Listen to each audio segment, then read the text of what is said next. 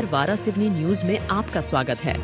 मध्य प्रदेश कांग्रेस द्वारा भाजपा की नीतियों व कुशासन के खिलाफ पूरे प्रदेश पर निकाली गई जनाक्रोश यात्रा गुरुवार को नगर के नेहरू चौक पहुंची, जहां कांग्रेस नेताओं ने सभा को संबोधित किया। वहीं यह यात्रा कायदे से आई, जहां जगह जगह पर यात्रा का स्वागत हुआ और नेताओं ने जनता का अभिवादन किया। इस यात्रा के दौरान करीब 1000 से अधिक लोग जनाक्रोश यात्रा में पहुंचे, जहां उन्होंने प्रदेश सरकार की नीतियों पर जमकर हमला बोला और शिवराज सरकार में हुए घोटाले, अत्याचार, बेरोजगारी जैसे तमाम मुद्दों को जनता के सामने रखा।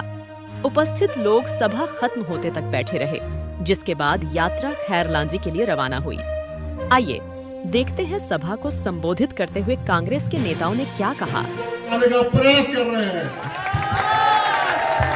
जिनको कांग्रेस ने बहुत दिया, जिनके पिताजी को 2 बार सम्मानित टिकट दिया, उनको 5 बार दिया, जिनको जो हमारी कांग्रेस ने मंत्री बनाया, वो बोलते थे कि कमलनाथ जी बुढ़े हो गए, सिंधिया जी चले गए, कांग्रेस का क्या होगा। आप देख रहे हैं कांग्रेस का दौर आ रहा है, दौर। 1500 गाड़ी आती है ग्वालियर से, 1100 गाड़ी आती है, 1000 गाड़ी आती है। रोज सुनना कोई ना कोई नेता कांग्रेस में आ रहा है। क्यों आ रहा है? कोई भी आदमी अपने जीवन में घाटे का सफर नहीं करता। सबको लग रहा है समय कांग्रेस का आने वाला है। और मैं बताना चाहता हूं, पहली बार कमलनाथ ने कांग्रेस के कार्यकर्ताओं को महत्व दिया। उन्होंने कहा है जो खुद का BLA है, जो मंडल में है, जो सेक्टर में है, इसके बाद जो कार्ड है, वो कार्यकर्ता किसी भी समय मध्य प्रदेश के सचिवालय में बिना परमिशन के घुस सकता है। पहला नेता है कमलनाथ जी, जिसे कार्यकर्ताओं का सम्मान बढ़ाया है। और मैं फिर कह रहा हूं, ये वाराणसी की लड़ाई कांग्रेस और भाजपा की लड़ाई नहीं है, ये लड़ाई वाराणसी के कांग्रेस के कार्यकर्ताओं के सम्मान की लड़ाई है। ये हमारे कार्यकर्ताओं की प्रतिष्ठा की लड़ाई है। हमको बताना है कि कोई नेता कार्यकर्ता नहीं बनाता, हम कार्यकर्ता मिलकर नेता बनाते हैं। हमने चाहे तो लोगों को निर्दलित कर दिए, तो इस बार लोगों के पास सब होंगे, पर ऐसे निष्ठावान कार्यकर्ता नहीं होंगे।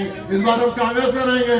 और मैं बताना चाहता हूं, इस बार किसी न किसी आपके बीच के किसी कार्यकर्ता को और आपके पसंद के किसी कार्यकर्ता को टिकट मिलेगी। और वाराणसी में बताना चाहता हूं मैं हमारे नेताओं को, आज तक जब से चुनाव हो रहे हैं, 1957 जब से चुनाव हो रहे हैं, पहली बार रिकॉर्ड 2 लोगों से वाराणसी में कांग्रेस का विधायक बनेगा। रिकॉर्ड 2। इस बार कोई नेता चुनाव लड़ेगा, इस बार हमारा कार्यकर्ता चुनाव लड़ेगा, कार्यकर्ता चुनाव लड़ेगा, जनता नहीं चुनाव। हम घूम रहे हैं गांव में, कल हम कर रहे गए 150 लोगों ने ज्वाइन किए, परसों गए लोगों ने। हमारे वाराणसी की दुकानों के तिरंगे के गमछे कम हो गए, गमछे कम बढ़ रहे हैं। लगातार लोग हमारी पार्टी में जुड़ रहे हैं, लगातार। और आज उसमें मुझे कोई शक नहीं, आज बहुमत नहीं। पिछले बार हमने कांग्रेस को निर्दलीय में समर्थित कर दिया था, और आज देख रहा हूं मैं धीरे धीरे चुनाव आ रहा है, पूरी कांग्रेस निर्दलीय पूरी फिर कांग्रेस में आ रही है। आज मैंने बहुत से लोगों को देखा जिनके साथ मैं 30 साल से काम कर रहा हूं, वो आज बड़े उत्साह से हमारे साथ थे। उनको देख कितना उत्साह आया। इस बार वाराणसी में कमलनाथ जी के हाथ मजबूत किए जाएंगे। रही बात काम की और विकास की, कौन सा विकास बताइए आप? कौन सा विकास? लोग कहते हैं विकास के समर्थन दिया, कौन सा विकास बताइए आप? कौन सा काम हुआ यहाँ? शिक्षा के क्षेत्र में कौन सा काम हुआ? कोई ITI खुली, कोई पॉलिटेक्निक खुला? स्वास्थ्य में क्या काम हुआ? रोजगार में क्या काम हुआ? कोई काम नहीं हुआ। पूरी नदियां लूट ली गई, पूरी नदियां लूट ली गई। ये हमारा जो चुनाव रहेगा ना भैया, एक युद्ध माफिया विरुद्ध। कोई माफिया का राज नहीं चलेगा, हमारे क्षेत्र की जनता का राज चलेगा। सीधे साधे लोग हैं हमारे यहाँ, सीधे साधे लोग हैं। और इस बार आप सबके आशीर्वाद बढ़िया हमारे पानी आया, खूब फसल हो, अब संपन्न हो, क्योंकि समय कम है। मैं अपनी बात को यही खत्म करना चाहता हूं। हमने एक नारा दिया था बहुत पहले, यहां जब 1998 में हम नए शुरुआत किए थे।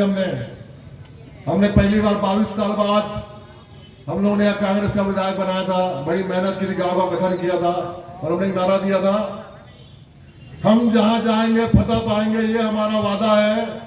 और वाराणसी के युवाओं की ताकत परमाणु बम से ज्यादा है। आप ये नेहरू जी की प्रतिमा हमने फूल चढ़ाया है। नेहरू जी है देश की आजादी में महत्वपूर्ण भूमिका निभाने वाले। 3000 दिन तक जेल में रहे, इस देश का निर्माण करने में पूरी महत्वपूर्ण भूमिका रही इनकी।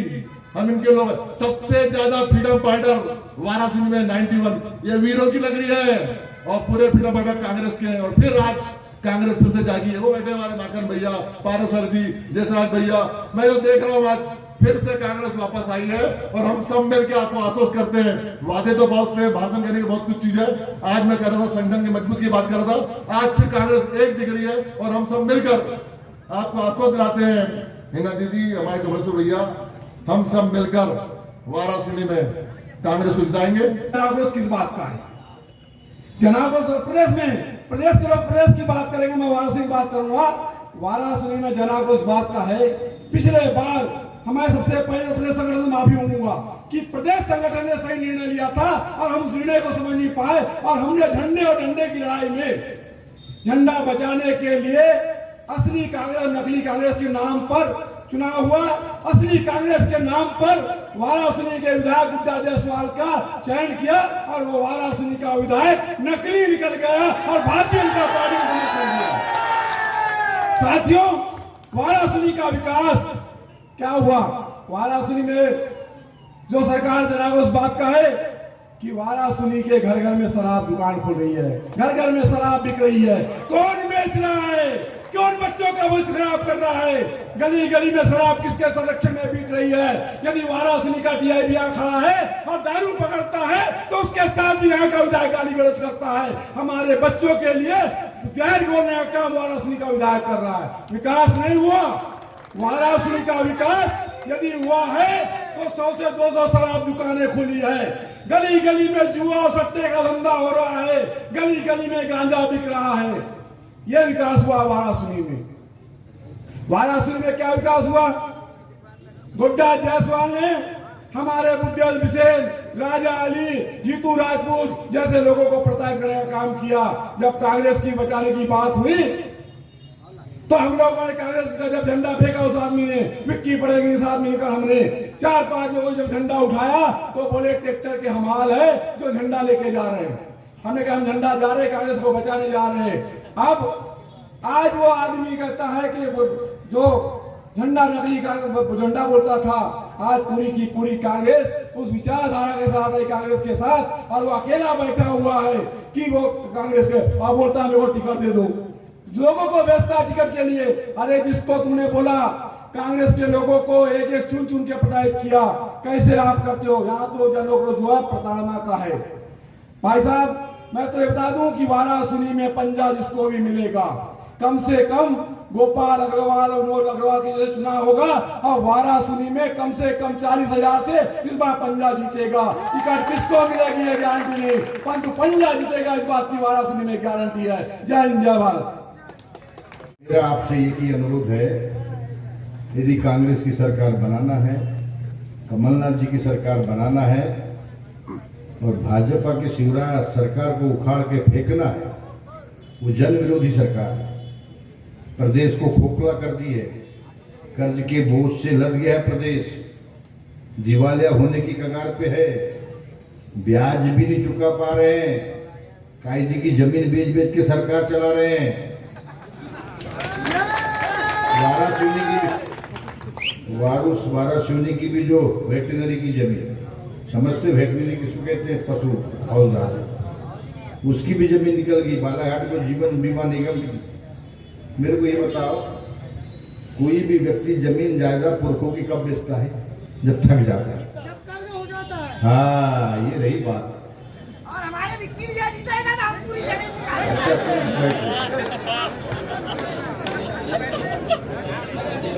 ये सरकार जो है, ये सरकार फेल हो गई है। इसको उखाड़ फेंकने में ही सबका भला है। अब सरकार भी फेंकना है और बालाघाट जिले में पागलों का राज भी उखाड़ के फेंकना है। यहाँ पर एक पागल के हाथ में जिले की बागडोर है,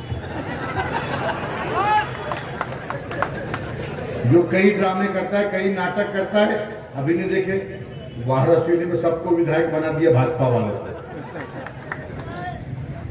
हम ना सबको, तू भी विधायक, तू भी विधायक, तू भी विधायक, सबको ले गया दिल्ली, भोपाल, कटंगी में सबको विधायक बना दिया, सबको ले जाया भोपाल और फायदा किसने उठाया? खुद ने। तो इनको क्या मिला? कटंगी वालों को क्या मिला? वो स्थानीय का एक चिल्लाते रह गए और खुद मंत्री बन गया। क्या मैंने कहा उसकी लाइसेंस बहाल नहीं करना था, उसको दंडित करना था, दूसरी कंपनियां सबक लेती। मंत्री ने एक अपने दलाल को खड़ा किया, बोले कहीं नहीं बिक रहा है, लाइसेंस कोई बहाल नहीं हुई। अरे मैंने कहा मैं आया हूं मंत्री जी कन्हैया रुसिया के यहाँ, लाइसेंस देख करके बहाल हो गई उसकी। अहंकार की चरम सीमा। तू क्या बताएगा? बोले कब का सांसद है? बताओ, 16 लाख लोगों का प्रतिनिधित्व करने वाले को इस रूप में बात कर रहा है, तू क्या बताएगा? कब का सांसद है?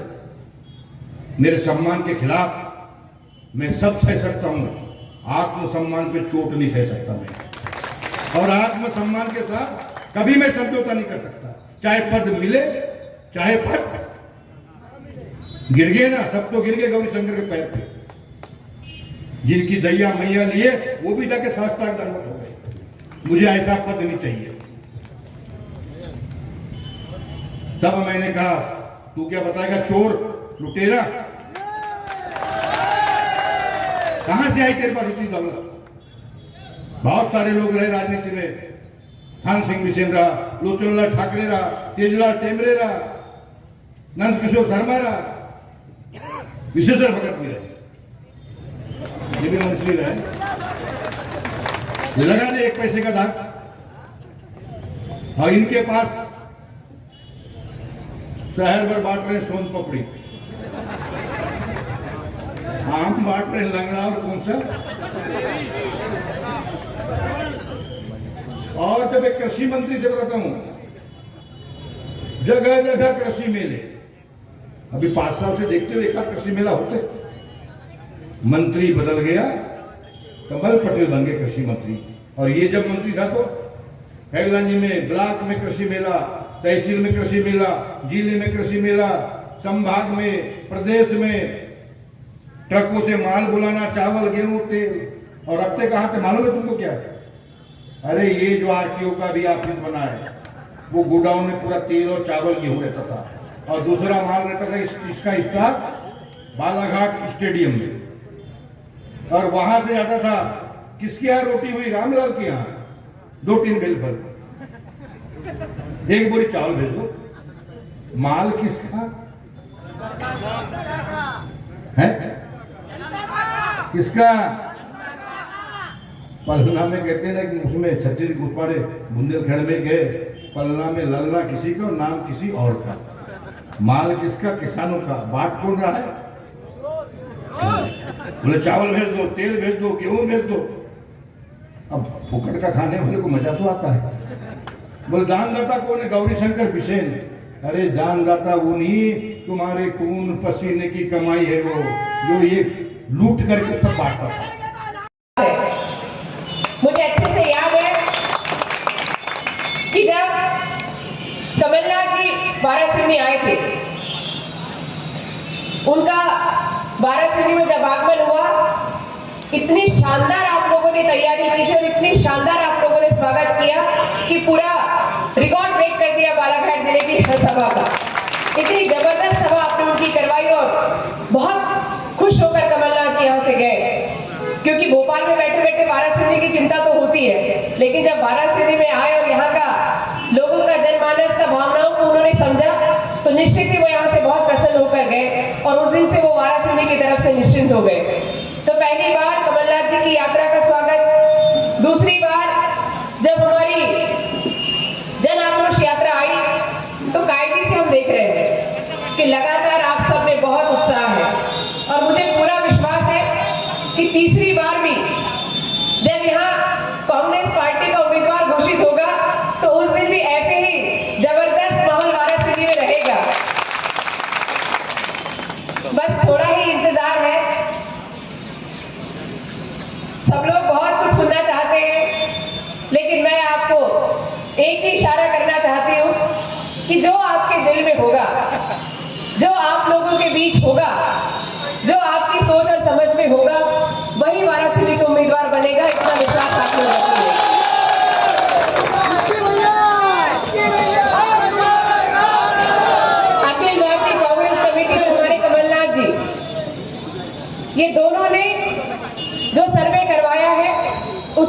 सर्वे के आधार पे ही कांग्रेस का उम्मीदवार वारासिवनी में दिया जाएगा, इतना विश्वास अब कांग्रेस पे रखिए।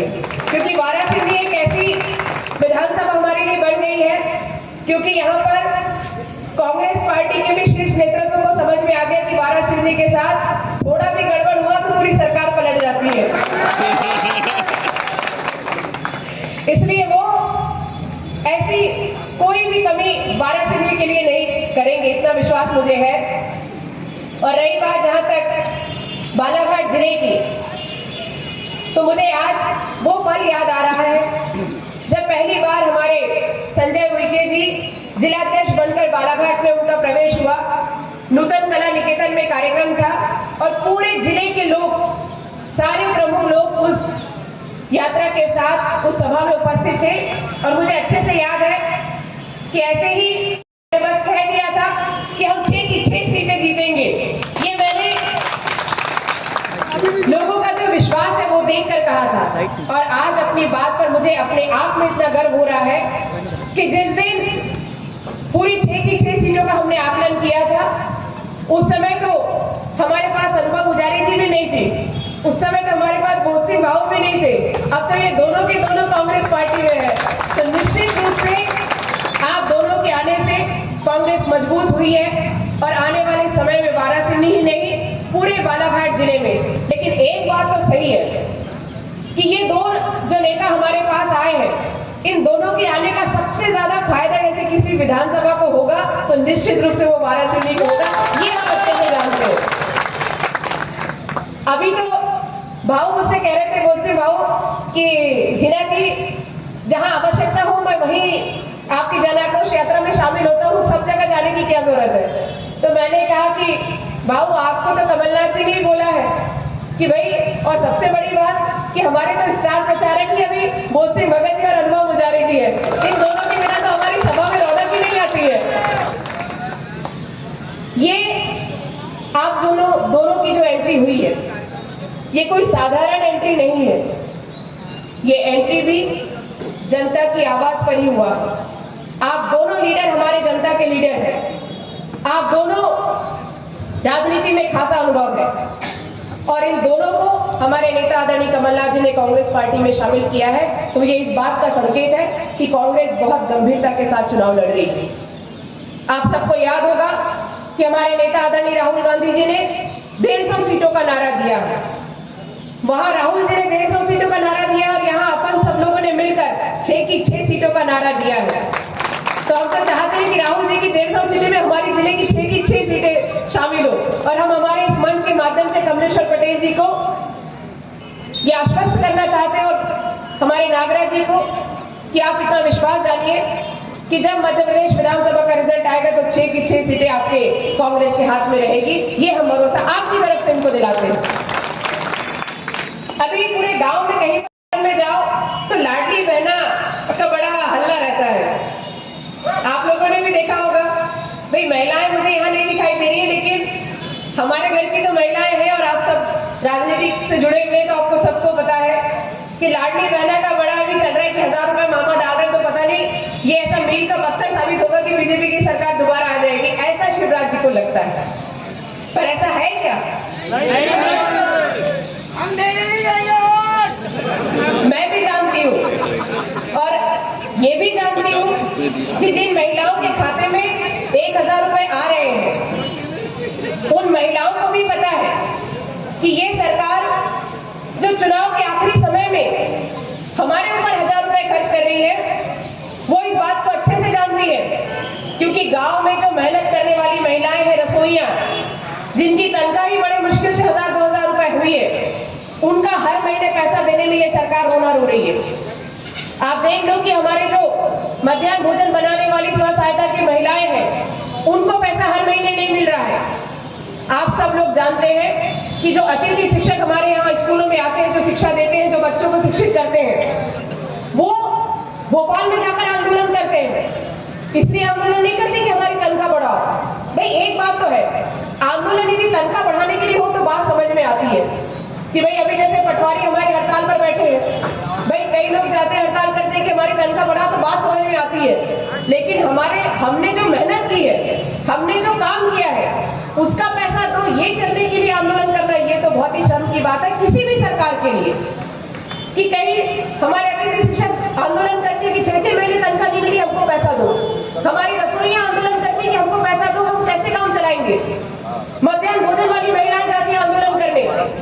तो ये सोचने का विषय है और इस बात को आप लोग केवल सुनिए मत। जब आप गांव में जाते हैं, जब आप बैठते हैं तो इन सब बातों का जिक्र किया करिए, क्योंकि महिलाएं घर में पुरुषों से बाहर नहीं जाती। और बालाघाट जिले की तो तासीर मुझे पता है कि हमारे घर में भले ही हमारा जिला जो है लिंगानुपात में महिलाएं ऊपर है और पुरुष उससे नीचे है, लेकिन घर में जो निर्णायक भूमिका होती है हमारे परिवार के मुखिया की होती है।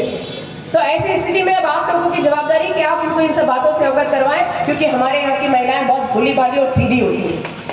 और ये जवाबदारी कांग्रेस के कार्यकर्ताओं की है कि एक एक योजना के बारे में जिक्र करो। सोचने वाली बात है कि कांग्रेस पार्टी जब भी मंच से भाषण देती है तो अपनी योजनाएं गिनाती है, अपना घोषणा पत्र की बात करती है, अपने वचन पत्र की बात करती है, लेकिन कभी आपने देखा है कि भारतीय जनता पार्टी ने कभी अपने दृष्टि पत्र पर निगाह डाली है क्या? भाई कांग्रेस पिछली बार 18 में चुनाव लड़ी थी तो वचन पत्र, दृष्टि पत्र लेकर आई थी, घोषणा पत्र लेकर आई थी। भारतीय जनता पार्टी में भी दृष्टि पत्र, तो पता ही नहीं होगा कि बीजेपी ने भी ऐसा कोई पत्र जारी किया था क्या? पता है क्या? छोटा सा एक उदाहरण बताती हूँ क्योंकि समय बहुत हो गया है। पिछली बार, क्योंकि इस बात को मैंने विधानसभा में भी उठाया, पिछली बार उन्होंने घोषणा किया कि जो लड़कियां, जो बच्चियां 12वीं क्लास में 75% या उससे ज्यादा बनाएंगी उसको हम स्कूटी देंगे ताकि वो कॉलेज स्कूटी से जाए। विधानसभा जब लगी, अभी अंतिम कांग्रेस के विधायकों ने हल्ला किया कि आपने अभी तक वचन पत्र के ऊपर बात करी, कांग्रेस को आरोप लगाते हो, लेकिन आप ये बताओ कि जब आपने दृष्टि पत्र जारी किया तो उनमें कौन सी बात को आपने लागू किया? आप खुद सोचो कि बजट का अंतिम सत्र था, जब ये बात कांग्रेस की तरफ से उठने लगी, जब शोर होने लगा, तो शिवराज जी ने को भी थोड़ा ऐसा लगा कि अगर ये हमारे दृष्टि पत्र पर उतर गए तो फिर तो हमारी सरकार ही उतार देंगे। तो उन्होंने डिक्लेयर किया कि भाई हम बच्ची को स्कूटी देंगे, लेकिन किन बच्ची को देंगे? पहले तो ये था कि 75% जिसका आएगा या उससे ज्यादा आएगा उसको देंगे, सब बच्चियों को देंगे। लेकिन जब रिजल्ट आया और जब इन्होंने योजना बनाई तो पता किया कि जो सबसे टॉप करेगी स्कूल में केवल उसी को देंगे। पहले एक स्कूल में मिलने वाले थे 20, अब एक स्कूल में बड़ी मुश्किल से मिलेगी एक स्कूटी, क्योंकि जो टॉप करेगी उसी को मिलेगा। तब आप सोच लो, कई बार ऐसा लगता है मुझे कि सपने दिखाने से यदि वोट मिलते हैं तो फिर काम करने की जरूरत क्या है? ये बीजेपी की सोच है। लेकिन अब वो भूल जाए इस बात को कि कांग्रेस अब मैदान में है और पूरी ताकत के साथ के नेता और भाजपा की सरकार इसका अंत करने का काम 12 सिवनी के हमारे कांग्रेस पार्टी के कार्यकर्ता, यहाँ के आम जनता जनार्दन करेंगे। ऐसा आज हमें यहाँ पर उत्साह दिखाई दिया है। जिस तरह से महंगाई के नाम पर पूरे देश को घसीटने का काम किया है, ऐसा कोई नहीं बचा है, चाहे वो गरीब हो, मजदूर हो, किसान हो, शिक्षित बेरोजगार हो, सबको इनने ठगने का काम किया है। ना इनके अच्छे दिन आए, ना काला धन आया, ना किसानों की आय दोगुनी हुई, ना भ्रष्टाचार खत्म हुआ, न महंगाई आदि हुई, न स्वामीनाथन आयोग की रिपोर्ट लागू हुई। सिर्फ इन्होंने घोटाले पर घोटाले किए हैं और हमारे मिले हुए अधिकारों को छीनने का काम किया है। आज अनुसूचित जाति हो, जनजाति हो, पिछड़ा वर्ग के लोग हो, जो कांग्रेस पार्टी की सरकार ने अधिकार देने का काम किया था, आज उनके अधिकार छीनने का काम भारतीय जनता पार्टी की सरकार ने किया है। जन आक्रोश इन्हीं सब बातों का है।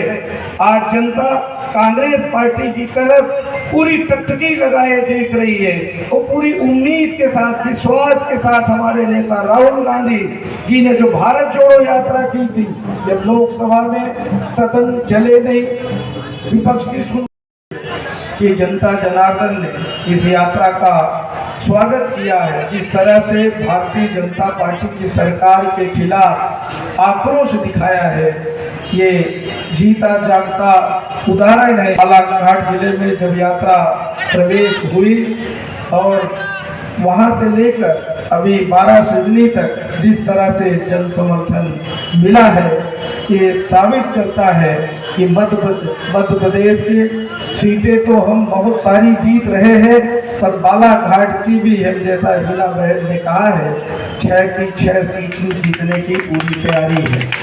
ये घोटाले राज का अंत होने जा रहा है। प्रदेश को घोटाला राज का दर्जा दिलाने वाली सरकार का अंत होने जा रहा है। घोटाले पर घोटाला, कोरोना के समय में भी घोटाला, नोटबंदी में भी घोटाला, जीएसटी में भी घोटाला, किसानों के बीच खाद में भी घोटाला, युवाओं को रोजगार देने में भी घोटाला।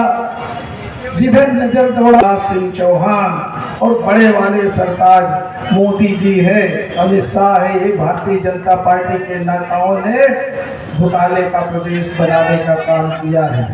अब जब एक नेता का महिलाओं के नाम से 11-12 हजार पूरे प्रदेश में कनेक्शन मिला है, एक बुद्धू बनाने का काम किया है। कांग्रेस की सरकार बनेगी तो 500 रुपए में प्रत्येक परिवार को गैस सिलेंडर देने का काम करेंगे। ये अंतर और भाजपा और कांग्रेस में है। 1000 नारी सम्मान का कह के वो भी किसी को मिला, किसी को नहीं मिला। कांग्रेस की सरकार बनेगी 1500 रुपए प्रत्येक नारी के खाते में देने का काम करेंगे। किसानों की कर्ज माफी करेंगे। 5 हाउस पावर तक बिजली का बिल किसानों का नहीं आएगा। 100 रुपए 100 यूनिट बिजली फ्री, 100 यूनिट बिजली फ्री देने का काम करेंगे। 200 यूनिट पर होने पर आधा करने का काम करेंगे। अधिकारी कर्मचारियों की पुरानी पेंशन बहाली करने का काम करेंगे। हमारी सरकार जहां जहां बनी है वहां ये सारी योजनाएं लागू है। कांग्रेस पार्टी जो कहती है वो करती है। आप सभी साथियों से के सेंटर से 600 बच्चे सेलेक्ट हो जाते हैं और वो घोटाला जब उजागर होता है, पकड़ा जाता है, तो विकलांग जो रहते हैं वो फर्जी निकलते हैं। पूरी तरह से हमारे जो शिक्षित रोजगार है उनके भविष्य को खराब करने का अगर किसी ने काम किया है, भारतीय जनता पार्टी की सरकार ने किया है। परीक्षाएं होती हैं, बहुत सारी परीक्षाओं का तो रिजल्ट नहीं आया और बहुत सारी परीक्षाओं का रिजल्ट आया तो घोटाले की भेंट चढ़ गया। जो अभी शिक्षक सेलेक्ट हुए उनको 6-6 महीने से सैलरी नहीं दी जा रही। जो भी शिक्षकों की भर्ती हुई है 6 महीने से उनको कोई सैलरी नहीं दी गई है और मामा के लिए घोषणाएं करते हैं। लाडली बहन चली जाती है, सब जगह शिकायत मिलती है, बिजली का बिल जरूर आता है, मीटर खराब पड़ा है, मीटर रीडर नहीं है, पर मोबाइल में आजकल बिजली का बिल आ रहा है। शिवराज सिंह चौहान मुख्यमंत्री सचिवालय से ही बिजली जनरेट करवा रहे हैं, बिल जनरेट करा रहे। ट्रांसफार्मर जल जाते हैं, बदलने का नाम नहीं। ये भ्रष्टाचारियों की सरकार है। मध्य प्रदेश को कलंकित करने का काम किया है। व्यापम घोटाला ने पूरे विश्व में सर्वसार करने का काम किया, सिर्फ भारत देश में नहीं। आपका पटवारी घोटाला एक अतिशयोक्ति वाला घोटाला था कि एक ही गांव से 27 विकलांग का प्रमाण पत्र बनता है। मुरैना जिले में फर्जी उनका संविधान बचाने के लिए महंगाई, बेरोजगारी, भ्रष्टाचार के खिलाफ जाति और धर्म के नाम पे जो लड़ाने का प्रयास किया जा रहा था, उसके लिए उन्होंने भारत जोड़ो यात्रा की 4000 किलोमीटर पैदल चलने का काम किया। किसके लिए किया था? आज हमारे सामने ये गवाह है पंडित जवाहरलाल नेहरू जी, जिन चौराहे पर आज हम ये सभा कर रहे हैं, प्रदेश की जनता ने नकार दिया तो और बहुत सारे नेता दिल्ली से लेकर आ गए। जो अभी दूसरी लिस्ट आई है, गुटों में बटी है भारतीय जनता पार्टी। कई गुट है, एक तो है शिवराज गुट, दूसरा है महाराज गुट और एक तीसरा नाराज। निष्पक्ष खबरें, आपकी आवाज, वाराणसी।